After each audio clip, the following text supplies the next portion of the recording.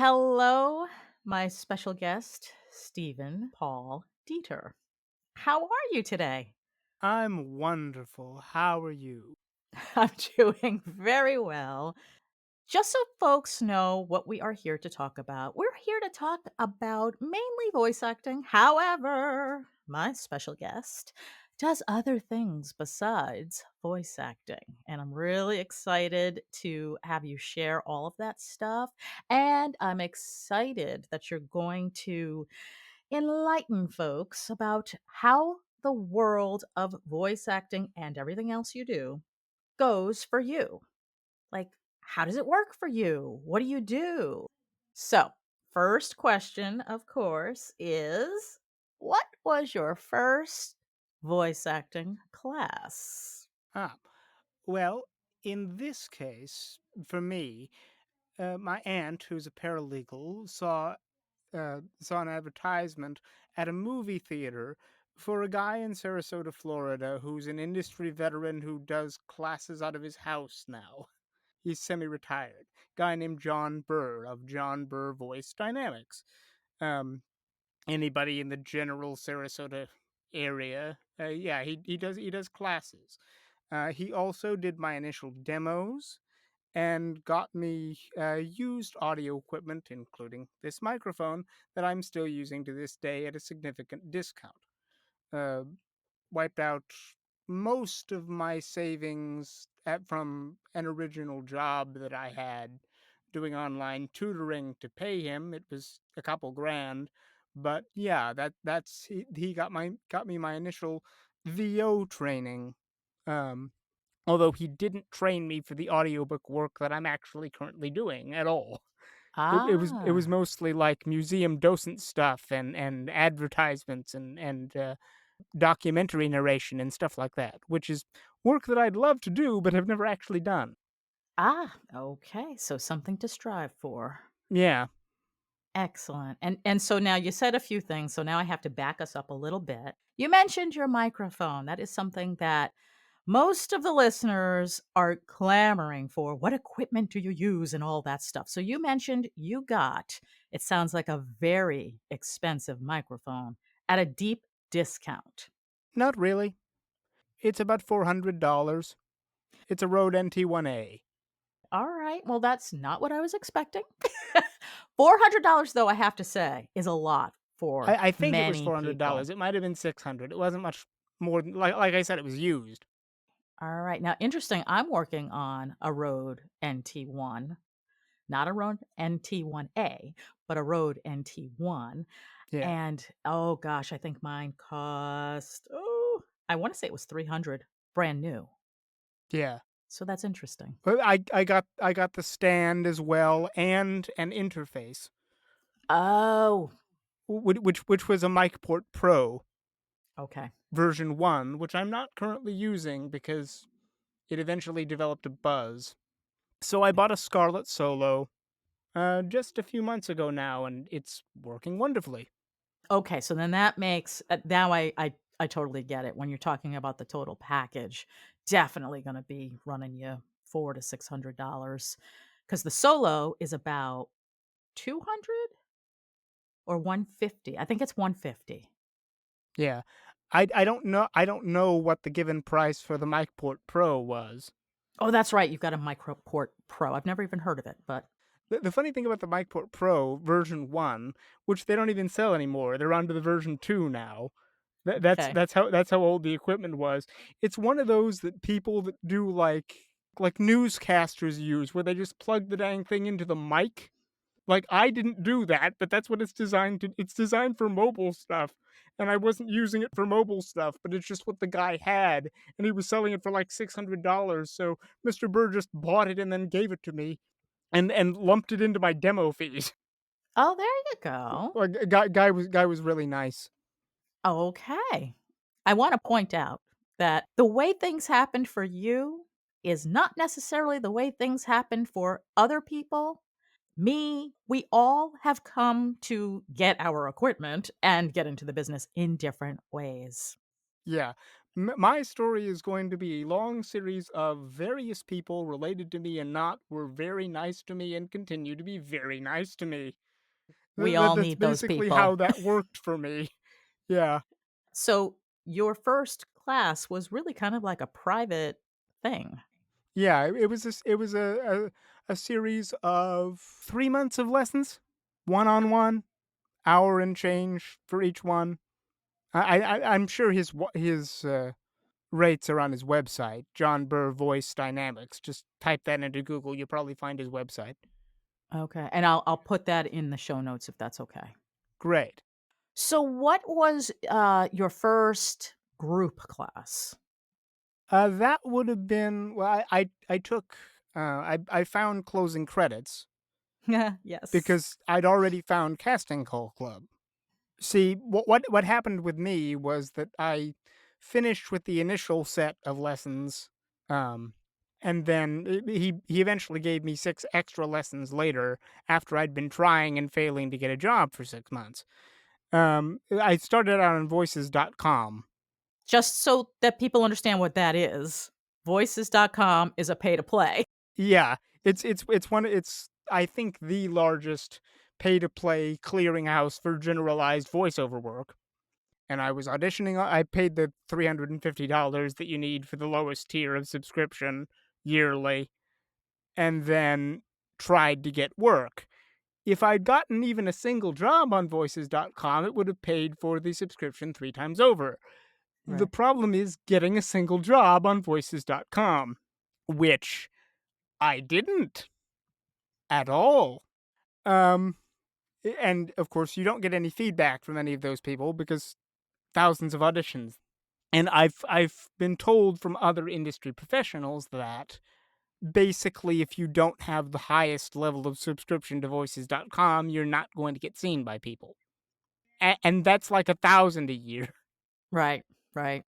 And Exactly. if you don't have $1,000 and don't have a way to get $1,000, which I didn't as somebody who doesn't have a day job and couldn't easily get one for various reasons.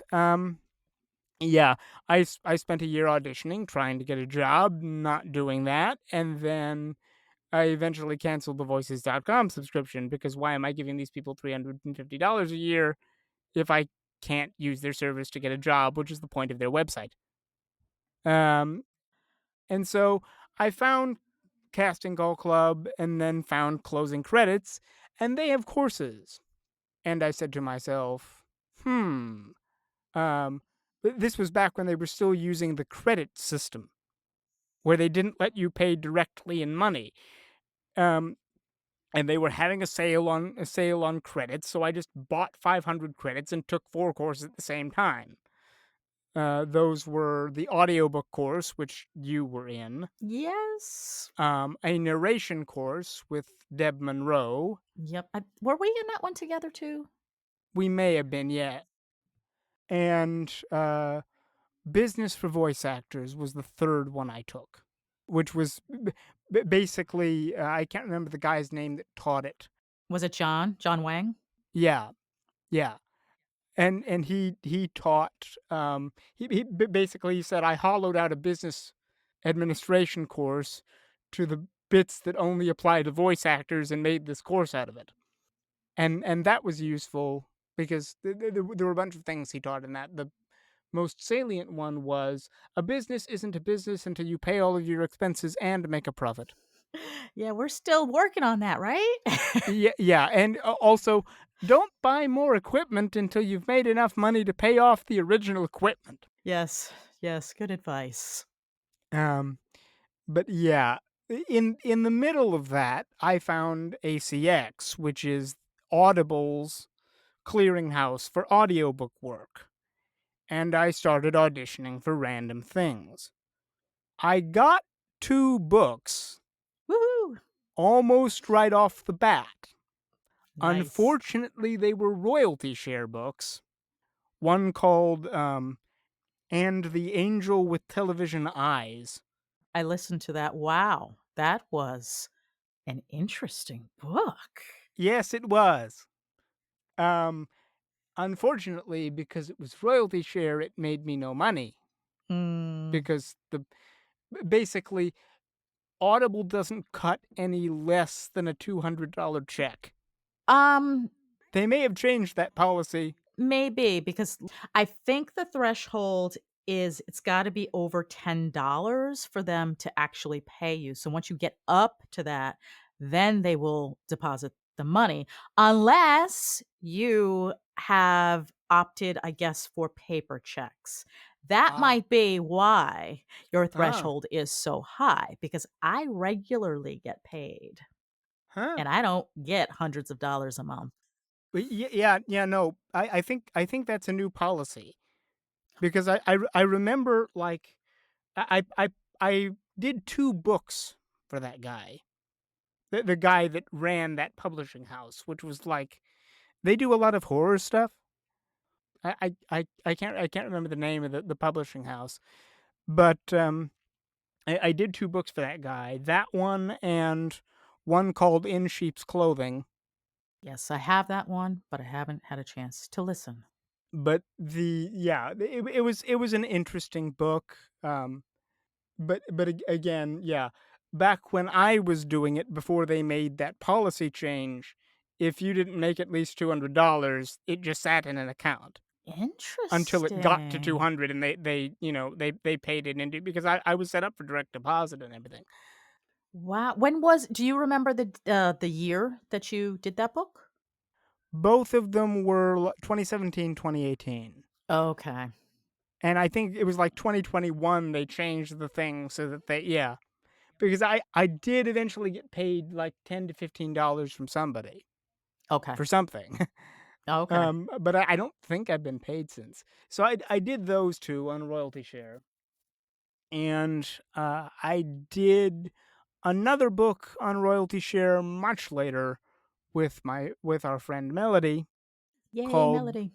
Reboot Sofa, which I'm not gonna lie, I'm pretty sure that book was written by AI, Mm. or at least it seemed like somebody had basically made the outline of a story and then just had that be the book. But we read it, we signed a contract. And I listened to that one too. I thought that you both did a great job. You didn't have a great script to work with in that it was very repetitious. However, Yeah. the message was a really nice one. It was sweet. So, I An mean, actor bravo. an actor's job is to make the best of whatever the author or playwright gives you. That's right. Yeah. Um, and as the old saying goes, there are no small parts, only small actors. It's another credit. Yeah. And then I did, the guy that taught our audiobook course that we were both in got a contract for, a BattleTech short story collection that I did one of, and very graciously paid me $50 more than he said he was going to do for that job, so I got $200 out of that. Nice. And, currently, I'm doing another duet book with Melody. I'm in the middle of production for that, and, we're both going to get $1,000 by the end of it. Woohoo. And it's a low fantasy sort of, uh, revenge slash war slash mentoring story between an old soldier and a really angry young girl. I'm the old soldier, she's the angry young girl. Um, and it's shaping up to be a great book. It's by R.L. Dean. It's called Old Paladins. So that should be done in September. Yay. All right. So once it is done, I mean, I would like to put the links to all of the books that you've done in the notes so that people could potentially check them out. I can definitely send them to you. Awesome. So, all right. So your experience on ACX, you don't feel like was great, although it sounds like it's getting better. Well, my personal experience on ACX has not been what I would call financially sustainable. However, I don't necessarily say that that's ACX's fault. This is a big industry. there are a lot of people trying to get into it. There was a marketing guy that Mr. Burr sent me to after I finished my initial set of lessons with him that gave me, like, the marketing and self promotion side of the industry talk. And one of the things he told me was, look, this is an industry where the top 10% of the talent gets 90% of the jobs. That's just the way it is. This is what we're dealing with, you know?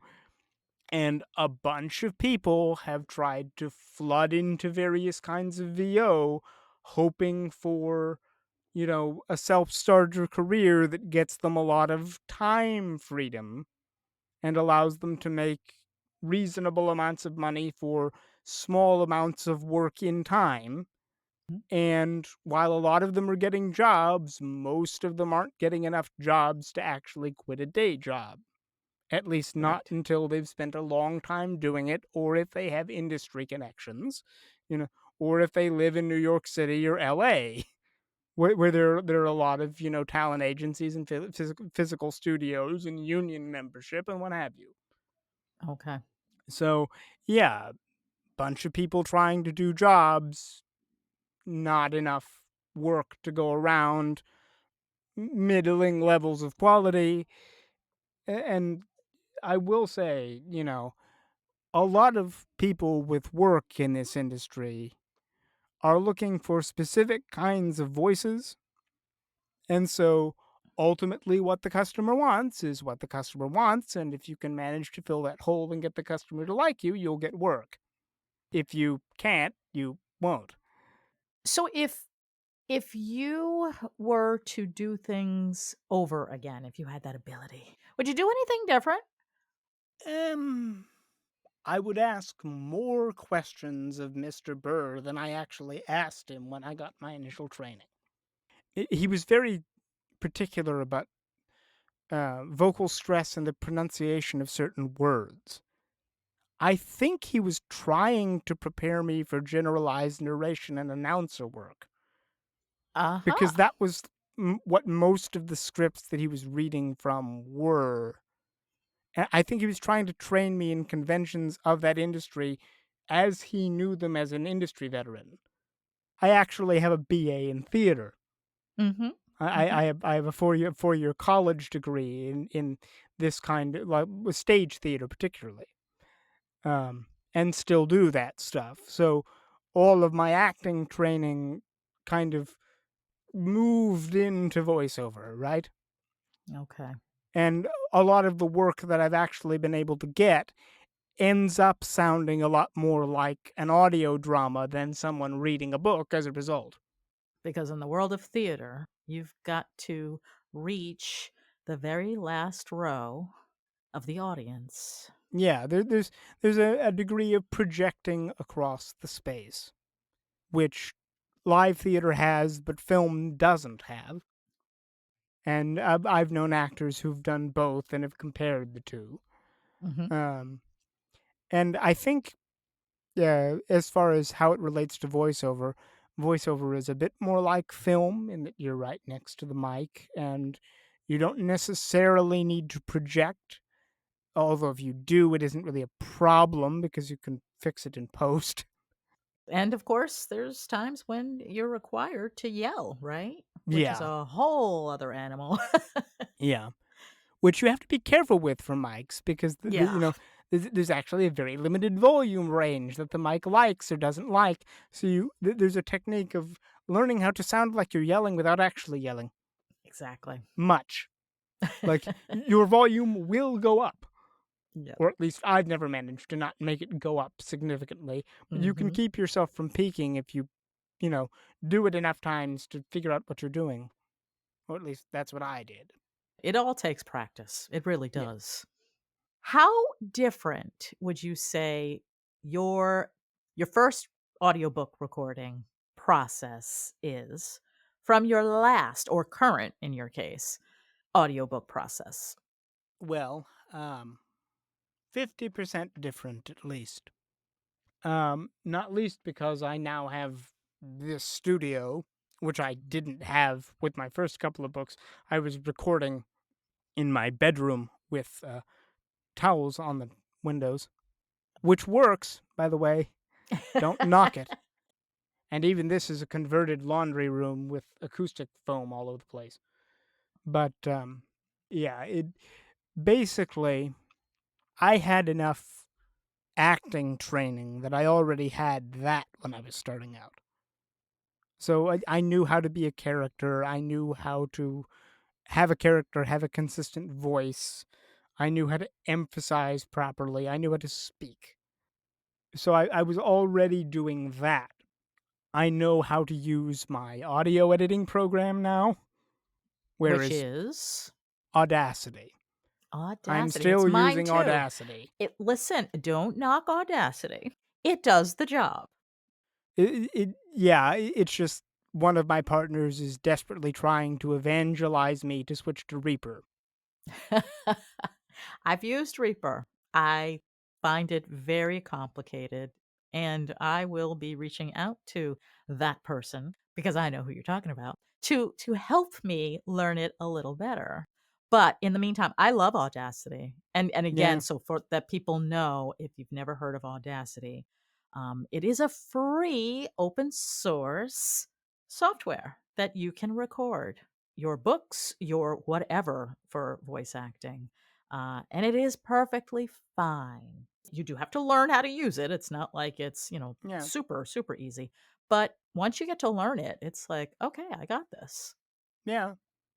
There's a lot of things that I've learned, just how to do things, and I'm in the process of learning. For example, with this latest book, our mutual friend that we've mentioned a couple of times now has introduced me to a much more complicated editing process than the one I was using. Um, in particular, there are a couple of things that I've learned how to do with Audacity to make a book ACX compliant and then test whether or not it was, which was basically the extent of my editing process because I do punch and roll. So whenever I make a mistake, I stop, delete that, and do it again until I get it right, and then make the whole file, ACX compliant with the few tricks that I know how to use, which involve RMS normalization and a limiter, and that's basically it. And then, so for this latest book, we've been using Melody's process, which is a heck of a lot more involved and makes the book sound a lot better, uh, including like what I think is an AI or machine assisted tool called Pozotron that basically auto checks the thing for errors. Yes. So Pozotron, I use Pozotron as well. You can actually upload your script and then upload your audio. And Positron will say, well, you said that wrong. Oh my gosh. I don't know how I did books before Positron came along, to tell you the truth. Uh, Laboriously. yeah. Yeah. And I will say too, Positron, for the folks listening, should not be the end all that be all. I wholeheartedly believe that you should also have a human beta as well because Positron doesn't pick It's up like spell nuance. check, you know, Yeah. or Grammarly for the Gen Z people. Do do do not rely on it. It's a robot. It doesn't actually know what it's doing. It just thinks it does. Yes. So always double check. Always. So I'll run mine through Positron, make the fixes that I believe they got correct. And then I send it to my human beta. And she listens to the entire thing and compares it to the script and says, A-OK, or ooh, that word, no. Or you know what? The way you said that, the inflection was off. So what else do you think is different from the first book to this one? Mm, well, I mean, there's a certain degree of confidence that comes from sort of knowing what you're doing. And my current book is massively uh, improved by the presence of having a fellow voice actor there that's also working on it. Okay. So you like the team. Oh, very much so. Like, there's a certain amount of freedom that comes with doing the whole thing yourself because you don't have to coordinate schedules, but you also don't have any accountability. Oh, look at that. And yes, I know, very scary word. Um, we're calling ourselves out here. Um, but the thing with working with somebody is, one, you're not doing the whole book. That's true. I can't overstate that. You're not doing the whole book. You're Mhm. only doing at most half the book. If it's I've never done more than 2 people, but, you know, now granted, you're also splitting up the money. Yes. And because of the way the ACX contracting structure works, you're either the one who has the responsibility for paying everybody else, or somebody else is, and, you have to get your money from them, and so you have to trust them. Which so that's a whole, contract ethics and being safe thing. But on the whole, I like having other professional eyes on it. Okay. I like the fact that we can go back and forth about something and talk about it because we're both working on the same project. Um, I like the fact that coming from my theater background, it's a heck of a lot more like a show when there's more than one person doing it. It rapidly becomes something closer to an audio drama, which speaks to all of my personal acting experience and knowledge. I can't imagine there aren't at least a few of your listeners that at least did theater in high school, so they should know what that's like. Um, it's just, it feels a hell of a lot less lonely, honestly, working with people. So you also talked a little bit about your setup. Folks, voice acting, I feel like it's about growth. You start way at the beginning, just like every other thing, right? And that beginning, it may not look as polished as you want it to, but it is a beginning. And if you don't start, you're not ever going to make it to where you want to be. So, going back to your booth setup, you started in a room and you covered the windows with towels. Yeah, it was a pretty soft bedroom with thick carpeting and a large queen bed in the back.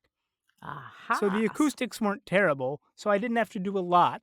A lot of people do it in closets with laptops. Yes. See, I'm weird. I don't like laptops. So you have a desktop. Yes, 2 of them. One that's my actual computer, and one that's my work computer here. A trusty little Dell that was built for VR, and that has the weird quirk of being extremely quiet. That's what we want. That is so important. Yeah, personally, here's what I tell people about computers, just as not as an industry professional in computers, but just as somebody who's gotten custom built machines and games and, has used computers since they were a small child. If you don't need portability, don't buy a laptop. Mm, Those computers are not designed, the parts are not designed to be fit in that tiny form factor where there's no way for the heat to escape. Like, it's better now that we don't have spinning hard drives with moving parts. right. Those could die if you dropped them while they were on, because the thing would shatter and all the Mhm. data would be gone. But even so, any desktop is going to be cheaper for a given level of performance than a laptop. It's going to ventilate better because the parts aren't in the small form factor and you're not picking the thing up and moving it around. The parts are less likely to fail. Mhm. Like, if you can stick the desktop in one place and not move it, you will have so many fewer errors with your computer. Like, I hear these people that are writers, and they write on laptops, and they're like, "Oh, my laptop died again." Do you have any idea how many times I've heard, "Oh, my laptop blew up again. It broke. The screen broke." if you can manage to not do that, like, I've had this computer that I'm using right here as my work computer that I do all my recording on for, like, 12 years. It has been through at least one OS upgrade, which means I went from Windows 7 to Windows 10 on this thing. I paid like $750 for it when it was new 12 years ago. I've not Right. had to do anything to it since. I'm on my second monitor. That cost $150 when I had to replace it. You know, I have a basic PS2 keyboard that is also like 15 years old. Like, and I've not had to do anything to it in that time because it doesn't move. Right. I Right. I I turn it on, I turn it off, I turn it on again. I haven't even dusted the thing, which I should probably really do, but it's not affecting it in any way. Now, of course, with any given computer, you're always going to have this thing where some of the parts might just decide to fail. For those of us that do a lot of traveling, a laptop is essential because you cannot pick up your desktop and go. That that's actually a good reason. Although I use a tablet for stuff like that, or my phone mostly, because they're actually sealed and don't have any moving parts and don't need to be ventilated. You Right. know, Yeah. And I also have a tablet, but a tablet can't do what my laptop can do, true. and I need what my laptop can do. So, that's part of why a lot of people use laptops, as opposed and some people use both. Some people have a home computer that is a desktop, and they only use their laptop if they have to travel. So Yeah.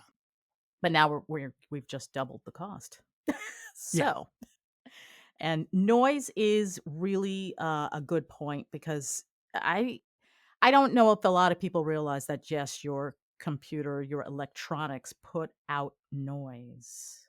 And They part have of fans. voice acting is that you need a quiet space.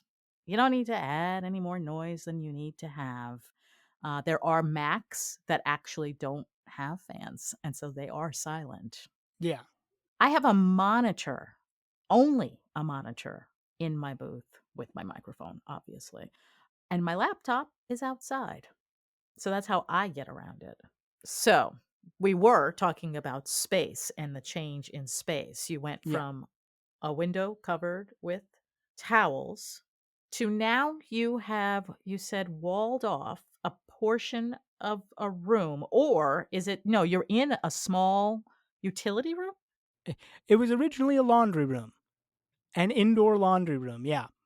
We took the washer and dryer out and put them in the garage and turned this into a sound booth by covering the place in acoustic paneling and covering the acoustic paneling in curtains that my mother found because she's also an interior decorator and has wholesalers for all of that. Okay. And there's some cabinets immediately above me and the desk immediately below me that everything is sitting on, and a carpet down here. Um, Okay. and yeah, we turned the laundry room into a booth. And it's an interior room. It doesn't have any access to exterior walls. It's right next to my bathroom and unfortunately my air conditioning air handler. But I'm between I can close the bathroom door and close this door, and it mostly muffles that. And whatever comes through it just sort of sounds like room tone. All right. And personally, I don't know if it's this model of mic or the mic isn't as sensitive to noises that aren't directly in front of it as I thought it was going to be. So there's something else that's kind of important, right? When you're Yeah, looking at a mic. yeah. Is it, does it have internal software to edit out sounds coming from behind it or to the sides? If it Right. does, that's good. It's less noise you have to deal with. Exactly. I used to use noise reduction, but now I find that I don't have to anymore because the mic literally doesn't pick up the sound, which is a great thing about the Scarlett interface that I'm using. I can tell when the mic is hearing something, without being able to hear it because there's a little dial on the interface that shows me when, sound is coming over the mic that the mic can hear. Right. And we keep talking a lot about sound and room tone, which you mentioned. And again, some folks don't know what that is. It is just the sound of your room, literally, when you are not speaking or doing anything else that's making noise. Yeah. It's a general industry standard that absolute silence in recordings is a bad thing. It's like an uncanny valley for the ear. The ear doesn't expect to hear absolute silence, and so it makes the audio sound odd. On the other hand, going back to ACX standards, which, by the way, are the toughest book standards out there, you can't have a noisy room because it will say it is too loud and your audio will fail. There's a plugin for Audacity that I use to check that before Mhm. I submit that has all the standards built in. It Exactly. should just be called ACX check in the plugin lists, and I've never had it, you know, tell me I was fine and then not been fine. Have you? I think that did happen to me once, but so what I have found is that if you are too close to the upper or lower end, and I mean really close, like one number off, it will fail you when you go to upload it to ACX. So it's better to be, more towards the middle of the Yeah. upper and lower end of the spectrum. And I've had other people do the same thing. They go, "But it passed in my computer." And well, but it was probably right on the edge, and so it failed. So that's the other thing. So ACX checker, if I'm not mistaken now, unless Audacity has changed something, and I've had Audacity so long, I wouldn't be able to tell you. You literally have to add that to um, your DAW. It's not Yeah. automatic, right? I did. I had to go looking for it.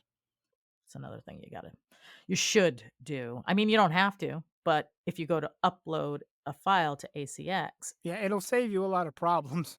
it will get rejected, but I will say the good thing about ACX is they literally tell you why it failed and what you have to do to fix it.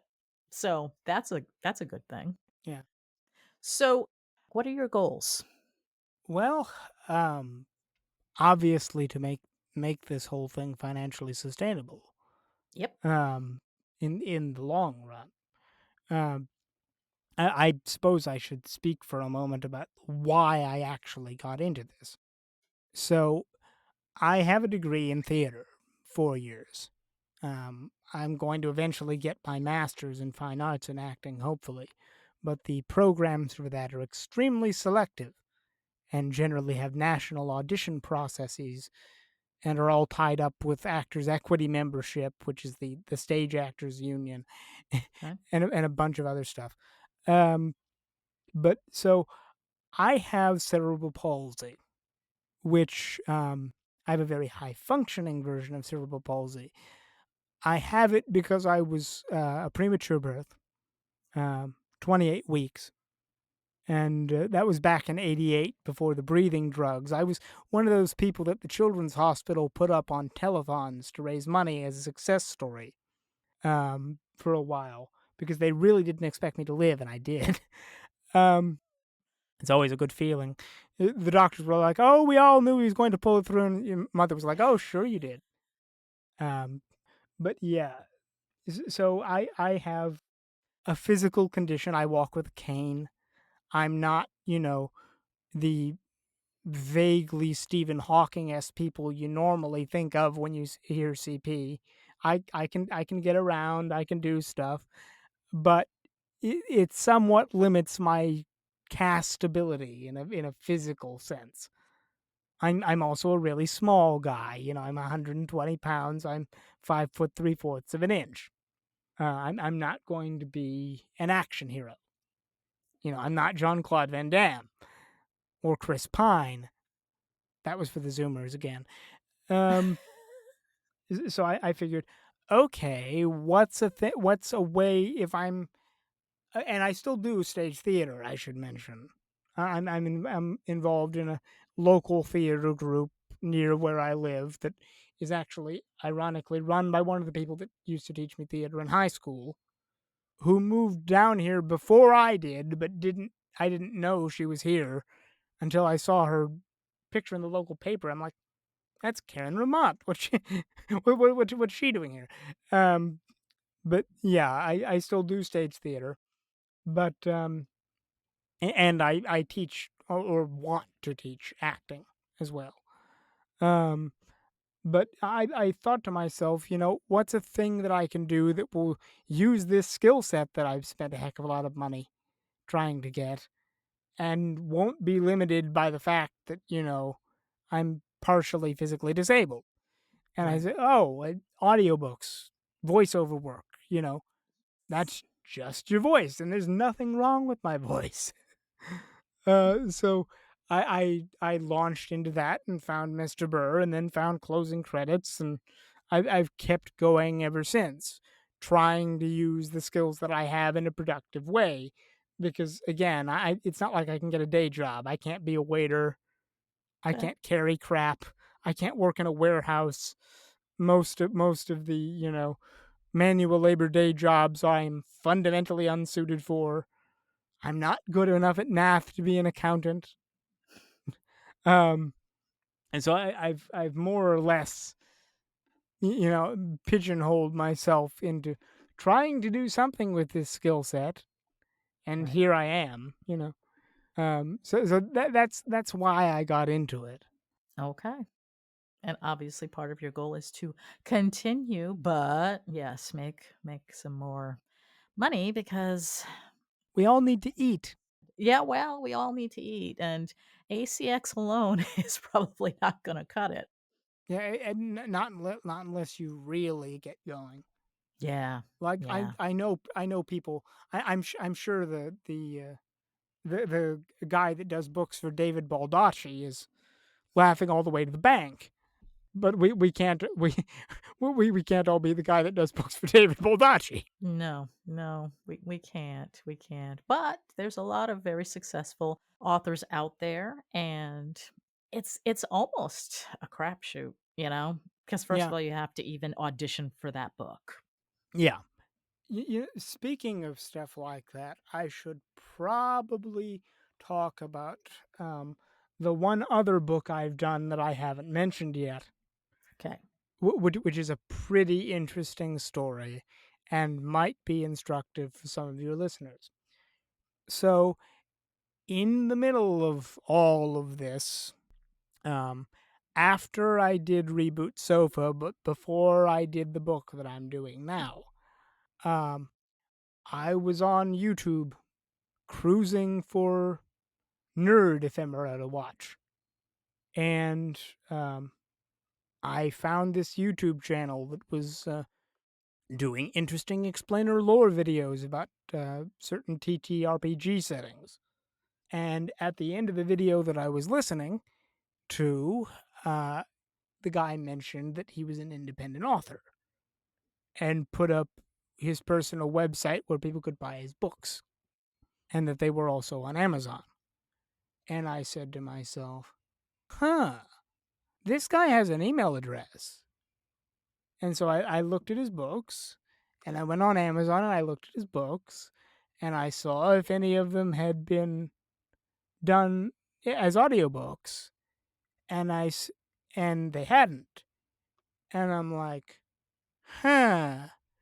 So I decided to write an email saying, "Dear Mr. Webb, have you ever considered turning any of your books into audiobooks? There are a great number of people that might buy an audiobook that wouldn't buy a physical ebook." Right. And that parlayed into a Zoom conversation where we had an hour-long session where I basically pitched him the idea of doing a book for him at $100 per finished hour. And he asked me, why come to me with this?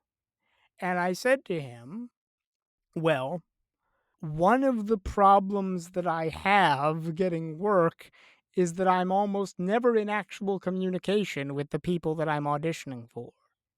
I had a feeling that if I could actually get in front of an actual author and talk to them, I could convince them to hire me and convince them of the business sense of this proposition, at least for as little money as I'm charging. And it seemed like you were an independent author with a YouTube channel that might need somebody that had some skills, that was willing to do this sort of thing for you for a reasonable price to help you get ahead too as an author. And he said to me, so basically, what you're saying is that we're both losers. We might as well help each other out, because that's the kind of guy Mr. Webb is. He's a lovable cynic. I love the guy. Um, and I said, well, I wouldn't put it like that, but you're not exactly wrong. And so that I ended up, you know, um, he gave me a script and I read it and he liked it. Um, and I ended up doing a book for him called Inferior, which is a sort of take on Ayn Rand's Anthem, Okay. wherein instead of the kind of character of person that Ayn Rand would put in that story, you get something like Nietzsche's Untermensch, Nietzsche's last man, in the same position, and he ruins everything. It's not a happy book, but it's very well written, and I enjoyed reading it. Um, and I also managed to get a friend of ours, uh, uh, Onyx Volcan, to read one of his other books, which is a retelling of the Legend of Atalanta. And he paid us both. I got $700 on that job, and he even paid me part of it early, which was very Nice. good. Which was very good of him. And I'm doing a kind of community audio drama thing with him and a bunch of people he knows and one or two of our friends. That's sort of an audio drama of one of the old Legends Star Wars comics. Wow. Um, that we're eventually going to be doing, and it's a volunteer as we have time thing. So Okay. I'm not quite sure when it's going to end up being done or how much of it we're going to do, but that's going on. So I told that story to say, if you can get yourself in front of an actual author and like actually talk to them instead of blind auditioning behind the digital equivalent of a confessional, you know, where we don't have any contact with any of these people and they don't know us and Right. they have too many auditions flooding into them to like actually read messages we send. Yes. It doesn't help that I don't think a lot of authors know how to use the platform properly, and they put up a job and get flooded with auditions because like 150 of us audition at once for the same book, Yes. and so they take it down, but they don't know if they take it. They don't know when they take it down. They don't know how to contact any of us. I don't think after Right. that. Yeah. It's weird, but um, yeah, if you can get yourself in front of an actual author and are any good at selling yourself at all, which I'm not terrible at, that might be a way for now. Granted, I don't expect to find a lot of independent author YouTubers that actually post their email address so you can contact them. I Yes. got very lucky, but Yes. there are authors groups on Facebook. I've tried to break into a couple of those. Okay.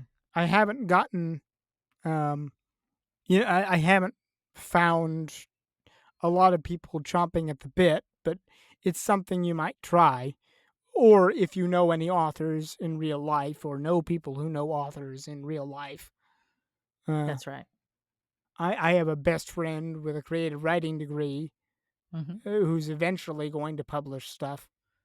And, because we're friends, he's already said, if I ever do this, you're reading my books. I'm like, yes, I'm reading your books. And just a cautionary tale, though, Yeah. make sure they retain the right to publish the audiobook, because I Yeah, also have friends that are writers, yeah, and they're like, "Oh, I want you to do my book." And I'm like, "Well, you gotta check with your publisher to make sure you have that right." And they find out, I signed my rights away. yeah. My mother wrote a book, and she eventually ended up buying the entire run of books back from the publisher Yeah, and her rights. there you go. I would also, um, I would also put forward that it's a great idea to um, try to form a community of fellow voice actors and fellow audiobook narrators if that's where you're going, Yes. because uh, we have one Yes, we do. that's formed out of the fellow members of a class we took on closing credits and a couple of other people. Um, and it really helps. We can scout jobs for each other, like I did with Onyx with Mr. Webb. Yes. We can listen to each other's work and auditions and offer critique and criticism. We can commiserate about how the industry is too large. Um, it it helps to not be doing this alone, isolated in your room forever. You know, Absolutely. you can talk about the negativity of online only relationships all you want, but it's better than no relationship. Yeah. Yeah, and I'm gonna throw in another one. We learn from each other. Yeah, If we find out something, we share with each other, and that's super helpful. yeah. And oh my word, you don't know what you don't know. No kidding. I think that was pretty good advice for people out there and a good snapshot of some of what you can expect based on your experience. And I certainly don't claim to be perfect. And I know I've made Oh, no. mistakes, but if I know what they were, I probably wouldn't have made them. That's exactly right. I'm almost certain that I'm making mistakes now. Yeah, yeah, you and me both. You work every day secure in the knowledge, if you are wise, that you were at least partly wrong about everything. Oh, I like that. Mostly, anyway. That's not to endorse a position of moral or epistemological relativism, which I don't. It is possible to know things for certain, and don't ever let anybody tell you differently. Um, there's a famous story about Socrates where Socrates was approached by the Council of Athens, and they were going to give him an award as the wisest man in Athens. And he said, "O worthies, I cannot possibly be the wisest man in Athens. I do not deserve this award. But I'll tell you what I'll do. I'll go around and I'll speak to all of the most important and learned and powerful men of the city, and I'll find you the wisest man in Athens to give the award to." And so Socrates goes around and talks to all of the wisest and most powerful and most important men in the city, and he comes back to the council after a month and he says, "It is to my great sorrow, honored ones, that I must confess that I am the wisest man in Athens. For even though I know that I know nothing, at least I know what I do not know. All the rest of these think they know a great many things that they do not actually know." And that's humanity for you. Well, Stephen Paul, this has been great. I really think that people are going to get a lot out of this talk. May have a lot of questions, which they can post, right? I'd be happy to do this again. And we can certainly do it again. Absolutely. We're going to have some other of our friends on as well to talk about what their process is and how it's going for them. We'll also talk to, I'm going to be talking to people that you don't know potentially. But can you tell us how we can reach you? Because you mentioned that you are doing acting classes. And I put it in the terms of you are giving acting classes on purpose.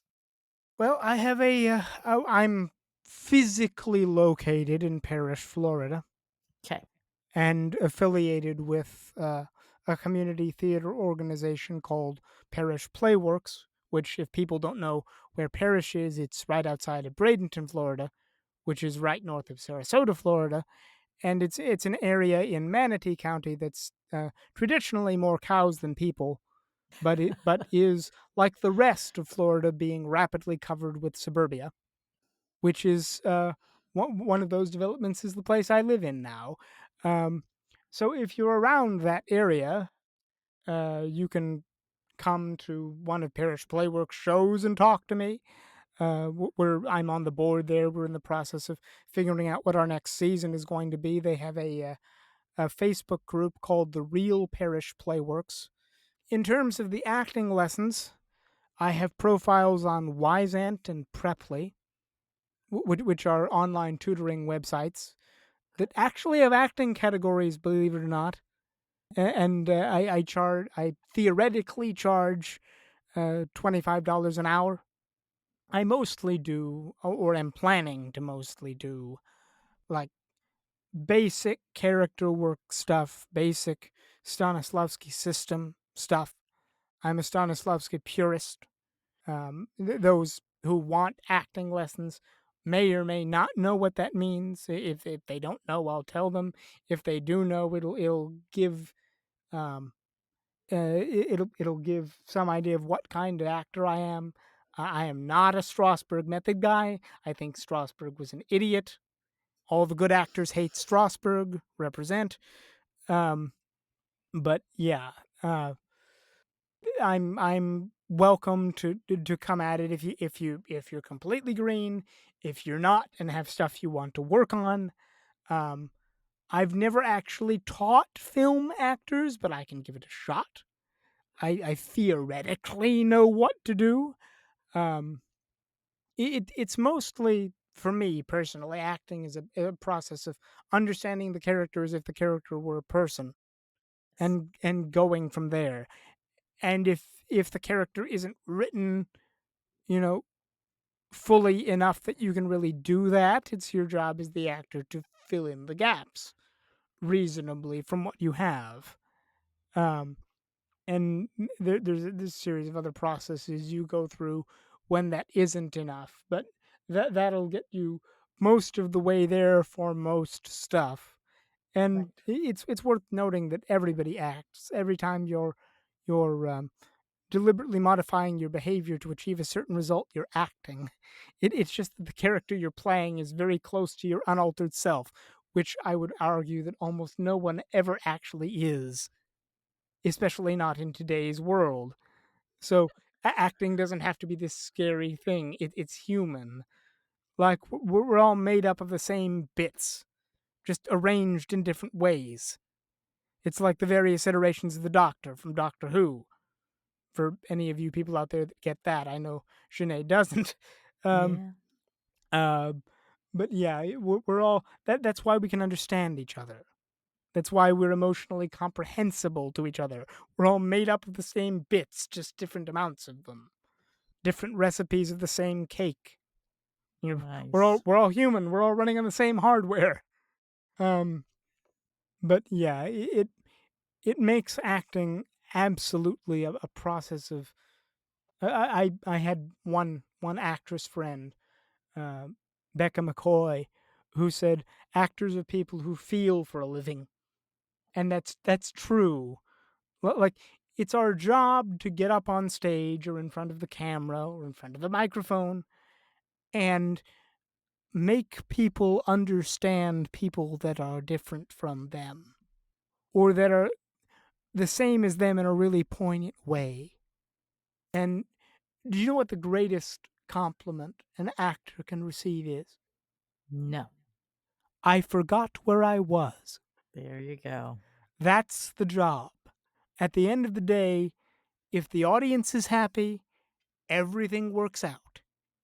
The good news is it doesn't matter how you think you did. The bad news is it doesn't matter how you think you did. If you fulfilled the vision of the author or the playwright, if you made the audience happy, You did your job. And here's my stage fright talk to wrap it up. Okay.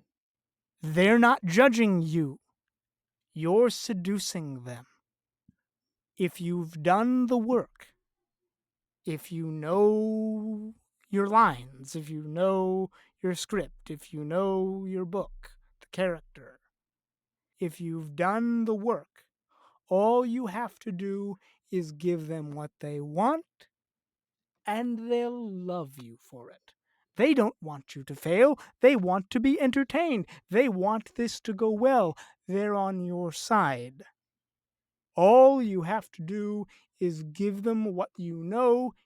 If you've done the work, you already have the power to give them, and you'll get all the love and adoration and approval in the world. Because that's what everybody's here to do. It's a big, giant, mutual understanding love fest where people come to be taken out of their lives and put in a different one for a little while. And hopefully come out understanding something about themselves if they're at all self reflective. And that's the thing. Eh, There's a famous line from Tom Stoppard's Rosencrantz and Guildenstern Are Dead, which is a hilarious comedic take on Hamlet from the point of a couple of stupid side characters. Um, and they meet the tragedian, who's a traveling actor, and they commission him and his troupe to put on a show, but then they walk away in the middle of it. And this makes the tragedian so mad that he hunts them down just to yell at them. And in the middle of his tirade against them for doing this unconscionable thing to him and his acting troupe, he says, "Don't you understand? We're actors. We're the opposite of normal people. Everything we do secure in the knowledge that someone is watching us." Wow. And if you resonate with that statement, you might well belong here. And on that note, I thank you very much for spending your time with me, with us, and, sharing part of your story. I know there's more, but part of your story. There's always more. Just have to come back then. All right. And I will put all of the ways to connect with you in the show notes. If people want to hire you as their acting coach, if they want to hire you to narrate their book, if they want to hire you for any other voice acting or acting work, we will have a way for them to connect with you. Thank you.